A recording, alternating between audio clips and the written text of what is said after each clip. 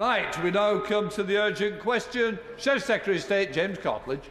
Thank you, Mr. Speaker. To ask the Secretary of State for Defence if he will make a statement on the impact of government fiscal policy on defence.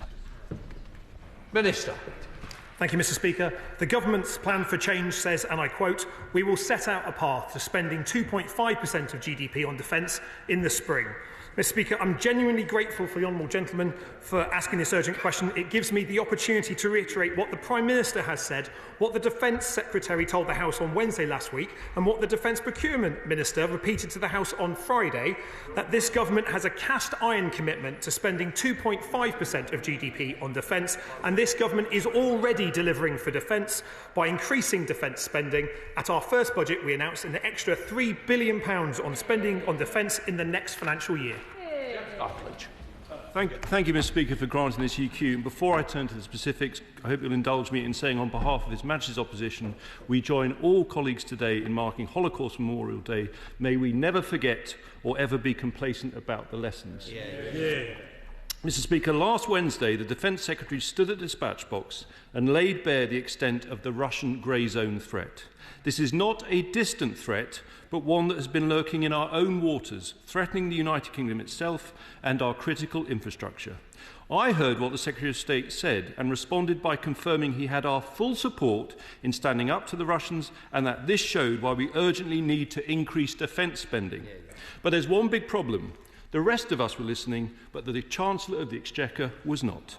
Despite all of the evidence before our eyes of the growing threat, we learned this weekend from multiple sources that spending 2.5% will be delayed beyond 2030.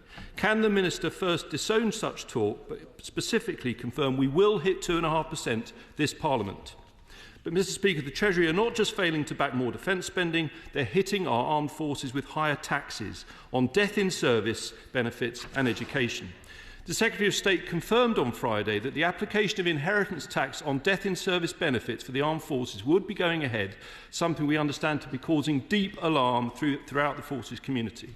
And as for their education tax, because we knew that continuity of education allowance would not be uprated to 100% of the VAT impact, leaving many service personnel thousands of pounds out of pocket, since the summer I've called for a full exemption for children of armed forces families. However, in a written answer to me in November on CEA and schools VAT, the Veterans Minister said the new VAT policy does not offer any exemptions. And yet, on Friday, we learned that children of US armed forces families serving in this country and attending British independent schools are exempt from VAT on their UK school fees. Now, Mr. Speaker, I don't begrudge them that. US forces are based in our country to defend us, but we want the same treatment for our people. So finally, can the Minister confirm that the Secretary of State will be banging on the door of number 11 to demand first that the tax on death in service is dropped and secondly that British forces families will be treated equally with their American colleagues and granted a full exemption from VAT, education VAT? Isn't it time, Mr. Speaker, that Labour backed our armed forces in action rather than just their words? Well, I thank the honourable gentleman, and can I agree with him on his words around Holocaust Memorial Day. His Majesty the King has been in Auschwitz for the 80th anniversary, and I think he speaks for the nation when he says that we will remember that evil long after the survivors of the Holocaust has passed. In relation to what the honourable gentleman has said around increasing defence spending, I've set out clearly that we will lay out a path to spending 2.5% of defence in the spring. We will publish the Strategic Defence Review that sets out what we will spend the money on, how we respond to the emerging threats, and as he will know from the statement the Defence Secretary made last week, we will be absolutely clear to those people who threaten ourselves as a country and our allies that we will use the formidable capabilities available to us to defend the UK and our allies. But I must say to him, just on spending, we inherited a situation where not a single government in his entire time in power spent 2.5% of GDP on defence. The last time 2.5% was spent on GDP was spent on defence was under the last Labour government. We've inherited falling morale, a retention and recruitment crisis, mouldy, broken homes that our service personnel live in, and a hollowed out and underfunded military. That is what the SDR will seek to fix. That is what I hope he'll be able to give us our full support in doing so.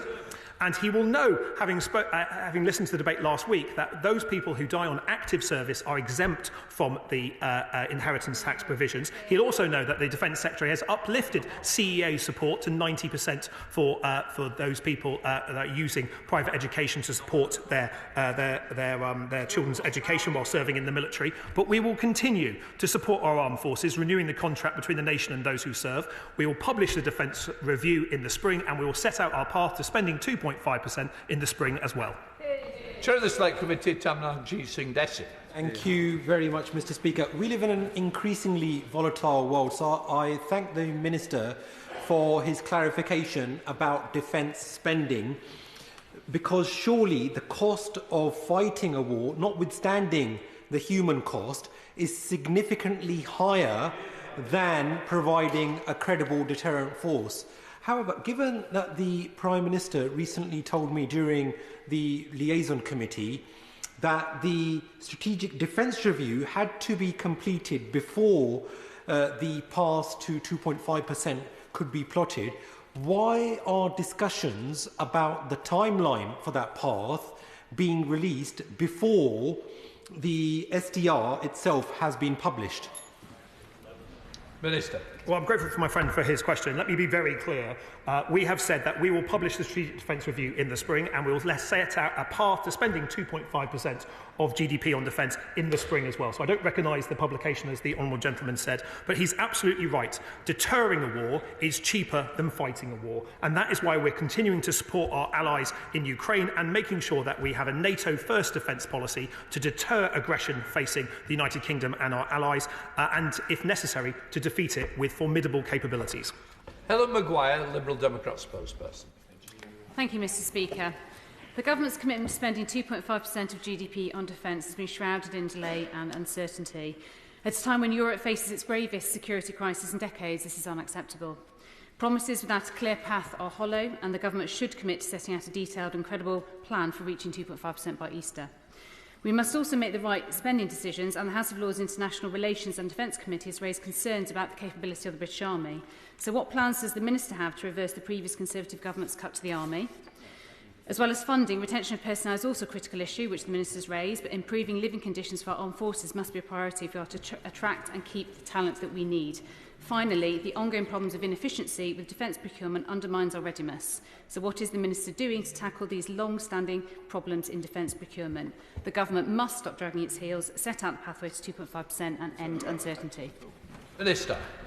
Well, I have a lot of time for the Honourable Lady, but I must just say we've been very clear and consistent on this. We will set out a path to spending 2.5% of GDP on defence in the spring. And can I just remind her that when her party was in government, in their first budget, instead of increasing defence spending by £3 billion as Labour did, the Liberal Democrats and the Conservatives cut defence spending by £2 billion and cut it by 20% across the Parliament where she and where her party was in power. So I support her in wanting to see a better deal for our forces, but can I just remind her to look in the rearview mirror occasionally as well? Well, we're looking at mirrors. Can you look at me occasionally so it's not just staying one way? Derek Twig. Thank you, Mr. Speaker. It is interesting that the front bench opposite, and they seem to forget they left us with the smallest army since Napoleonic times. Yeah. A lack of ships, a lack of aeroplanes, some of the poorest equipment, and lots and lots of problems in procurement before they left office. So I think it's very interesting what they say today. But can I say to my honourable friend, it is very important that we keep to the timetable on the SDR. But can I get an assurance from him, because this sort of thing we're having today in terms of rumours and stories in the press, etc., can I ask him for the assurance that this House will be kept fully informed of progress on the SDR and not through the press? Well, I can thank my friend for his question. He's absolutely right that our armed forces were hollowed out and underfunded over the last 14 years of Conservative government. But I would also make clear that the Defence Secretary will come to this House to report the Strategic Defence Review. Announcements will be made by government on the path to 2.5% of GDP. I understand the enthusiasm, especially of the party opposite, to listen to anonymous briefings, but we have been absolutely clear that this government treats this House with respect. We will be here to make announcements on the SDR, and we will come here to make the announcement on the path to 2.5% of GDP spent on defence. Lincoln Joe. Thank you, Mr. Speaker. Very simple question. Would it be compatible with the military covenant to pay compensation payments to former members of the IRA? Minister. That's not a matter for the Ministry of Defence and the portfolio that I look after, but if he wants to write to me, I can make sure that the Northern Ireland Office responds to it, but I really don't think that is a matter that there will be a strong support for in much of the House. Fred Thomas. On our journey to increasing defence spending, it's crucial that we keep the public on side, especially given the dire financial inheritance we had from the party opposite and the hollowed-out state of our armed forces, as they have acknowledged. That's why I welcome the government's break from tradition in informing this House and the British people about its step to deploy a nuclear submarine to respond to Yantar, the Russian spy boat, along with the Plymouth-based RFA Proteus. So what steps are the government going to take in the future of the coming weeks and months to keep the British public informed so that they stay on side as we increase defence spending to respond to a threat from Russia?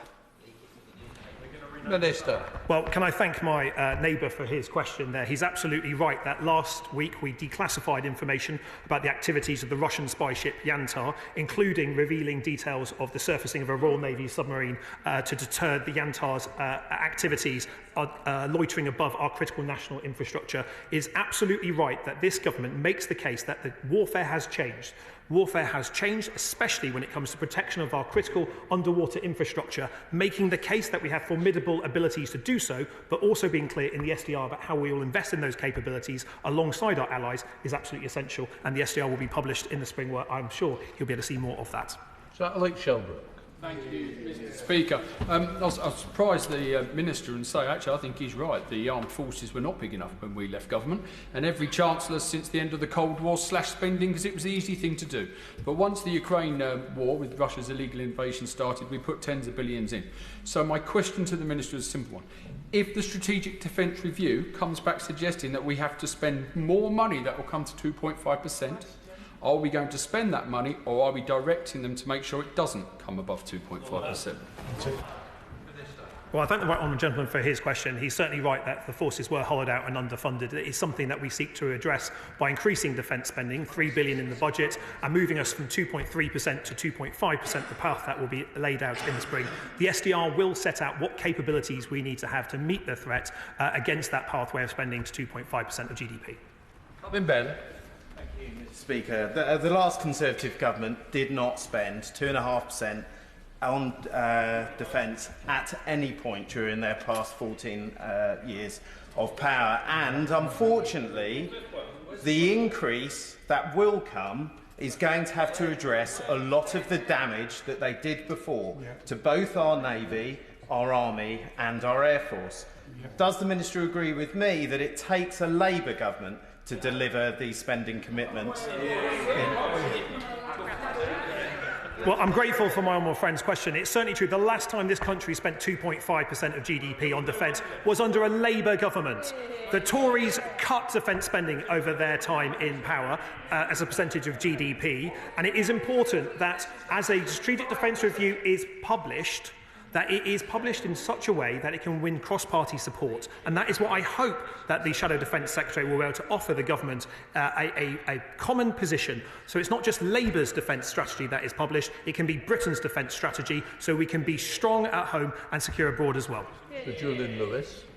Well, if Labour colleagues are going to insist on reiterating that the last time 2.5% was spent on defence was by a Labour government, I suppose I shall have to point out that the last time 3% was spent by any government was by a Conservative government, and the last time that 4% was spent by any government, it was by a Conservative government, and both those figures were sometime after the fall of the Berlin Wall. When the Berlin Wall was still up under the present accounting system, we were spending up to 5.5% on defence. And so please can everyone stop obsessing about 2.5% and when it's coming in, because we need a lot more. Well, I have a lot of time for the right honourable gentleman. I think he didn't give a plug for his Shifting the Goalpost House of Commons Defence Select Committee report that very clearly set out changes in GDP spend on defence. It was something I believe he used at the time to argue for more defence when his party was in power. It is something that we are doing now we're in power, increasing defence spending by £3 billion in the budget and a path to 2.5% laid out in the spring. The answer on the outset. Mr. Speaker, it is Today is Holocaust Memorial Day. Does the Minister agree with me that this solemn day is a reminder of what it is we are fighting to defend and the need to always protect our values and our freedoms? Can I thank my honourable friend for her question? Today is a day where we remember not just all those people who were killed in the Holocaust, but killed in genocides since. And it is a day where there is cross-party support and unity for the tackling of hate in whatever form, wherever it comes from. It is something that underlines why we must stand with our friends at these difficult times, why we need a strong defence, and why we need to root out hate wherever it rears its ugly head. Sir Bernard. Thank you, Mr. Speaker. Can I just reiterate what I think the Minister is not quite saying, which is that we're looking forward to a defence review that is going to set out what we need, and it's then not going to be circumscribed by some artificial ceiling as a percentage of GDP, that the government will spend whatever is necessary arising from the defence review, and that his department will send a defence review to the Treasury untrammelled by any spending constraint, because we need to address the desperate threat situation this country now is in. Well, I thank the right honourable gentleman for his question. Lord Robertson is conducting the externally led strategic defence review based on the terms of reference that was agreed with the Secretary of State for Defence and the Prime Minister.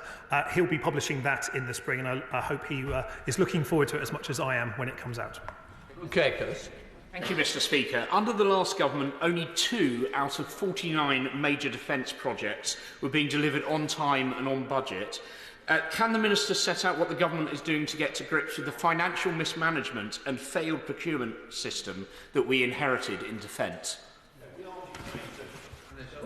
Can I thank my friend for his question? It is certainly true that we've inherited a defence procurement system that is broken. Indeed, I think broken was the phrase that the shadow defence procurement minister used when he was on the Defence Select Committee. It must make for awkward team meetings, Mr. Speaker, with the man responsible for the broken procurement system sitting as his boss in the same team meetings. We've set out clearly, as part of our defence reform work, we'll create a new National Armaments Director. The new Defence Industrial Strategy will be published in due course. That will set out how we will spend more in British companies, supporting not only the primes, not just the primes, but also SMEs in all parts of the United Kingdom. Dave Dugan. Thank you, Mr. Speaker. If I could try and help the Minister understand where the concern is coming from on this side of the House, it's because of the realisation or suspicion that the arbiter of when and how 2.5% is realised is not the Secretary of State for Defence, but the Chancellor. And this is a Chancellor who scarcely understands the fundamentals of economics, much less the fundamentals of defence and the threat environment that these islands are facing. So can he explain what will the path to 2.5 look like? Is it a date in time, or is it when certain criterion are met? And who will be the final arbiter? Can he be clear with us? Is the Treasury saying 2% when you need it, or 2.5% when we decide it? Well said. Well, the honourable gentleman invites me to make the announcement that I'm saying will come in the spring. So can I point him towards the path to 2.5%? That will be set out in the spring to answer his concerns. Jacob Collier. Mr. Speaker, during my recent visit to Britannia Royal Naval College with the Armed Forces Parliamentary Scheme, I saw the vital role that investment in defence plays in supporting our armed forces and creating skilled jobs.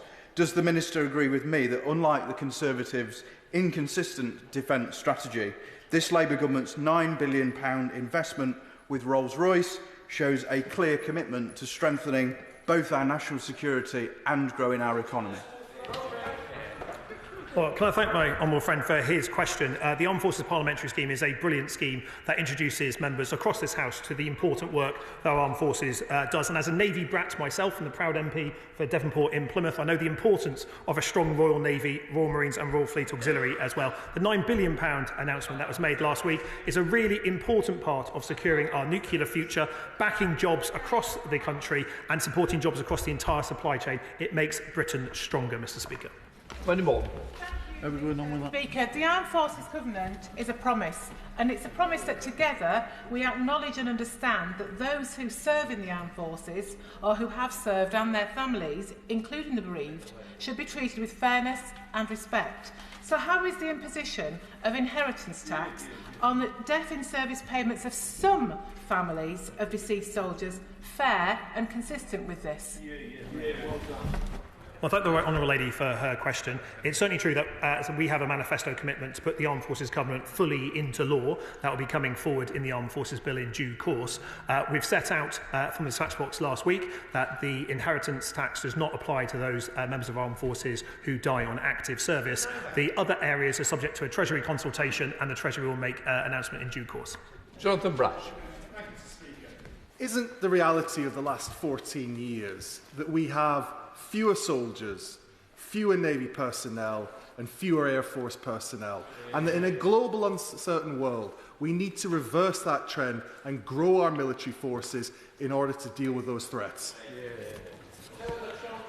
Well, can I thank my honourable friend for his question there? It is certainly true that this government inherited an armed forces that, as world-class as they are, were struggling with falling morale, poor housing and capability gaps thanks to 14 years of underfunding and hollowing out. The Strategic Defence Review will set out what capabilities we need to meet the threats, and the path to 2.5 will set out how what will be spent on those capabilities. But let me also set out we need to improve how we spend it as well, because the defence procurement system is broken, something that was well highlighted by the two gentlemen opposite me when they were sitting on this side of the House. That will be fixed, and we will make sure that we have a strong set of armed forces able to deter aggression and defeat it if necessary.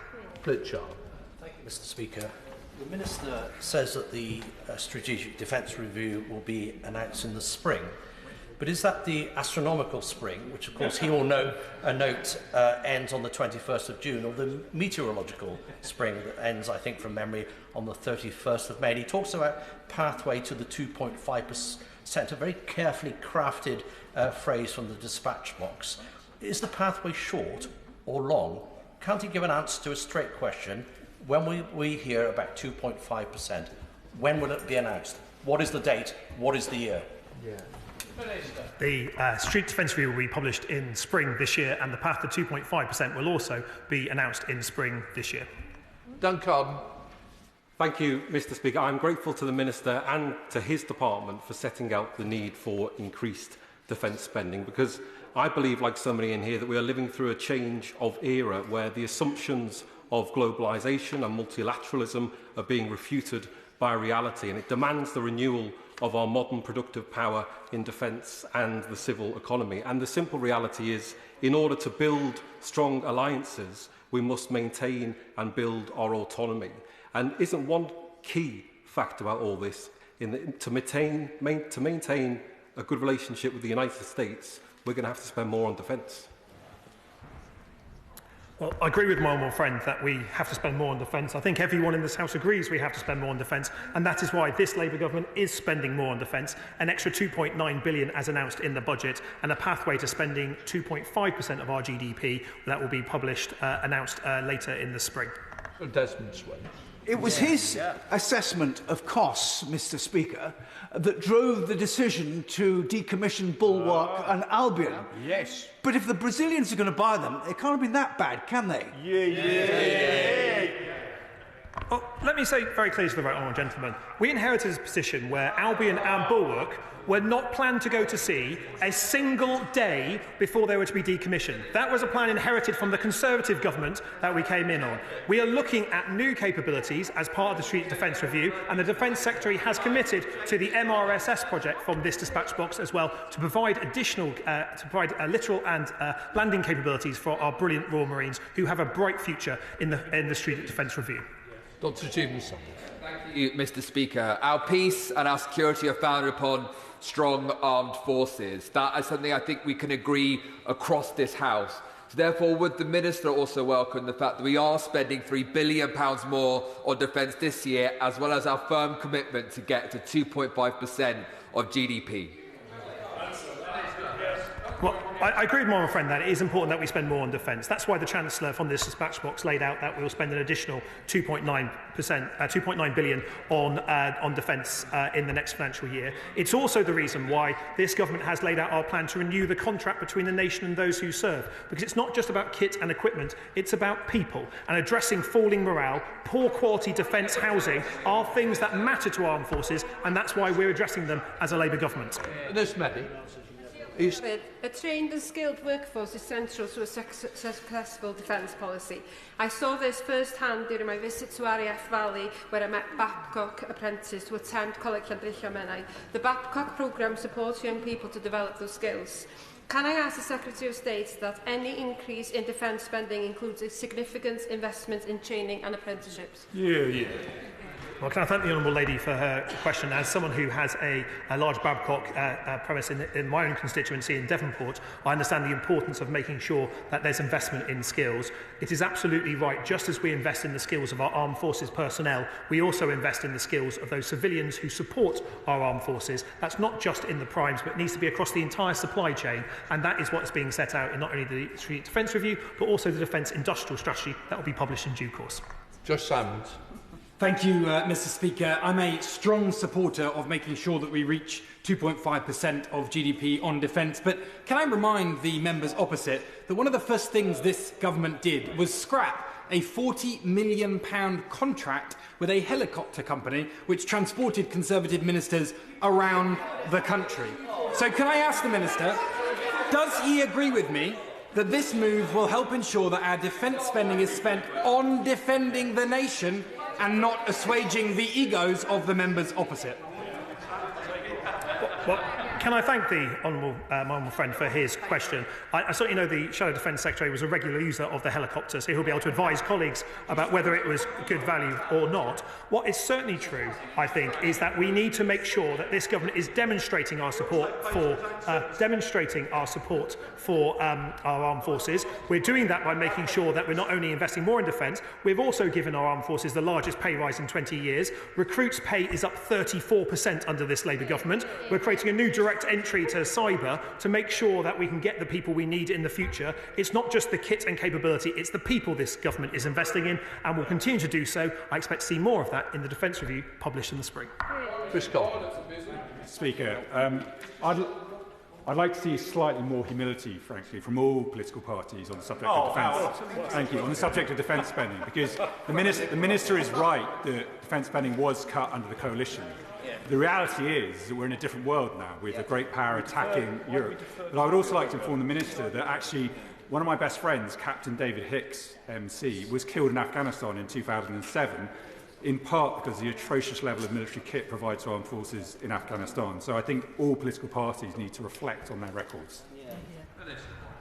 No, can I thank the honourable gentleman for his contribution, and I think the whole House will pass on our condolences to him and the family of Captain Hicks that he has mentioned here. It's certainly right that one of the objectives of this government is to have a strategic defence review that is the nation's defence review, not just Labour's defence policy, but can be supported on a cross-party basis. It's for that reason that I have laid out clearly what the path is and what the timetable is that we will be publishing the SDR and the 2.5% pathway in the spring. And I hope that when that happens, we can have a debate around how those capabilities match the threats and how we can support it as a cross-party backed defence review that gives our troops and our industry the direction and support they need to keep our nation safe. Thank you, Mr. Speaker. The Minister on the floor today has stated that he wishes to have more money for the armed forces, and he has been very critical of previous procurement exercises by the former government. Can I therefore ask the Minister, does he agree with me that giving away the Chagos Island and paying you to do that is a bad deal, and that money will be better spent invested in our armed forces? Well, can I thank the honourable gentleman? He might have missed the debate where it was set out clearly that the deal that we've secured to secure the long-term future of the Chagos Islands began under his Conservative government, with negotiations starting under the Conservative Party, 11 rounds I think it was, under the Conservative Party. The UK-US base on Diego Garcia is a strategically important base. That's why securing its long-term future free from any constitutional threat is absolutely vital. That's what this deal does, and I hope that when this deal comes before the House, he'll be able to back it just as I will. Bradley Thomas. Thank you, Mr. Speaker. The strategic and operational needs of our armed forces, or fiscal parameters set by Treasury bureaucrats, which one comes first? Well, the Strategic Defence Review will set out clearly what threats the nation is facing and also what capabilities we need. I would say to the honourable gentleman that I would expect to see renewal of our capabilities because we've seen from the war in Ukraine that warfare has changed. Some of the assumptions about how we structure our armed forces and how we fight have been challenged by the experience of warfare in Ukraine, and that's one of the reasons why this SDR is so important, to set out the evolving capabilities that we need and how we will deliver those to keep our nation safe. Andrew Stone. Thank you very much, Mr. Speaker. Given the vast majority of the Ministry of Defence's supply chain is the private sector, for example, BAE Systems in Fylde at Wharton and in Samlesbury that has jobs across Lancashire, and that those private companies have seen significant increases in costs following the Chancellor's budget on their squeezing their payroll costs, but also increasing regulation through the employment bill and other areas. What kit you can buy at the start of the defence review for 2.5% is going to be considerably less than it will be by the end of it. So as the government is going through this defence review process, are you cutting the shopping list or planning to go above 2.5%? Well, can I thank the honourable gentleman for his question and support the work of the private sector businesses that do so much to support our armed forces. What I will say to him is that the needs of our armed forces will change and are changing. That means changed capability, but it also means a changed way about how we buy our kit. Certainly, if you look at some of the absolute procurement disasters that we saw under the last government, the fact that only 2 of 49 projects, defence procurement projects, are on time and on budget, we not only need to buy the right kit, we need to buy it better. And that is something that has clearly failed under the last government, something the Shadow Defence Procurement Minister himself described as broken. So we do need to make steps forward. The SDR and also the Defence Industrial Strategy will set out steps about how we will improve defence procurement. The new member for Kent, Jim Shannon. Mr. Speaker, thank you very much. New member for many places. Can I thank very much the Minister for his answers to all of the questions? And I said very respectfully to the Minister, does the Minister not agree that the story in the press this week, the proposed sale of Navy ships to Brazil when our fleet already appears defeated, is worrying? There's a need to increase our defence spending to fulfil not simply international obligations, but to be in a position to defend ourselves in the frontier of the cyber-security world and also in the physical world as well. So will the Minister reassure this House that the decisions that are made have been future-proof with our security in mind, all of us, United Kingdom, Great Britain and Northern Ireland, and prioritised as such? Thank you so much. Well, I'm grateful for the honourable gentleman for his question. It is precisely the reason that the Prime Minister commissioned the Strategic Defence Review within 2 weeks of coming to office to assess the changing context that we are facing, but also the changing capabilities that we need as a nation to keep us safe. That does include retiring old capabilities, especially capabilities that were never planned to go to sea again, a decision made under the last government. We have already increased defence spending in the budget, up 2.9 billion, and we will set out a path to spending 2.5% of GDP in the spring. Right, that completes the urgent question. We'll let the front bench change over.